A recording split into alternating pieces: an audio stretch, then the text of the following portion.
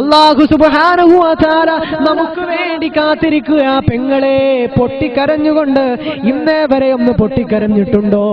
അല്ലാഹുവിനെ ഓർത്തുകൊണ്ട് പൊട്ടിക്കരഞ്ഞ കണ്ണ് നരകത്തിലില്ല.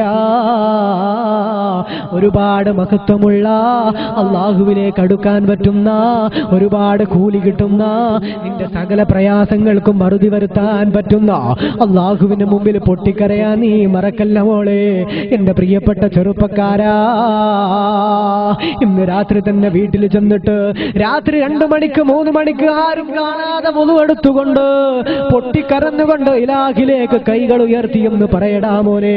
നിന്റെ മനസ്സിനകത്തുള്ള സങ്കടം പറയടാ, നിന്റെ ജീവിതത്തിൽ അലട്ടിക്കൊണ്ടിരിക്കുന്ന പ്രയാസം പറയടാ, നിന്റെ മാതാവിന്റെ അസുഖം പറയടാ, നിന്നെ പഠിപ്പിച്ച ഗുരുനാഥന്മാർക്ക് വേണ്ടി പറയടാ, നിന്റെ ജീവിതത്തിലുള്ള എല്ലാ കാര്യങ്ങളും റബ്ബിനോട് പറയടാ. അല്ലാഹുവിനോട് പറ പൊന്നുമോനെ, ഉത്തരം കിട്ടുമടാ മോനെ. ഏതെങ്കിലും സമയത്ത് മനസ്സിൽ പോലും ചിന്തയില്ലാതെ ആമീനെന്ന് പറഞ്ഞു പോയത് കൊണ്ട് ദുആയായില്ല മോനെ. റബ്ബിലേക്ക് ഏറെ അടുത്തുകൊണ്ട്, ആരുമില്ല ഒറ്റക്കിരുന്നു കൊണ്ട് ഇരുട്ടുള്ള മുറിയിൽ നിന്റെ മുസല്ല വിരിച്ചുകൊണ്ട് 2 റക്അത്ത് തഹജ്ജുദ് നമസ്കരിച്ചുകൊണ്ട് പറയുമോനെ, നിന്റെ സകലമായ പ്രശ്നങ്ങൾക്കും പടച്ച തമ്പുരാ അല്ലാഹു തആല തീർപ്പ് കൽപ്പിക്കുന്നതാണ്.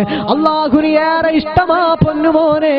പടച്ച തമ്പുരാ പറഞ്ഞ കാര്യം എന്തെന്നറിയുമോ?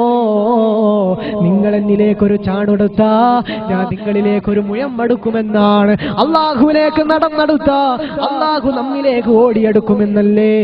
അതുകൊണ്ട് റബ്ബിലേക്ക് നടന്നെടുക്കല്ല, നമ്മൾ അല്ലാഹുവിലേക്ക് നമ്മൾ ഓടിയെടുക്കാൻ തീരുമാനിക്കുകയാ. പടച്ച റബ്ബിലേക്ക് നമ്മൾ ഓടിയെടുക്കുന്നത് എങ്ങനെയാ? റബ്ബിലേക്ക് ഏറ്റവും അധികം നമ്മൾ ബന്ധപ്പെടേണ്ട സമയമേതെന്നറിയുമോ? അത് നമ്മൾ സുജൂദിൽ കിടക്കുന്ന സമയമാണ്. അതുകൊണ്ട് എല്ലാവരും ഇന്ന് തന്നെ പോയിട്ട് പ്രതിജ്ഞ എടുക്കുക, ഈ സദസ്സിൽ വെച്ച് തന്നെ ഉറപ്പിക്കുക.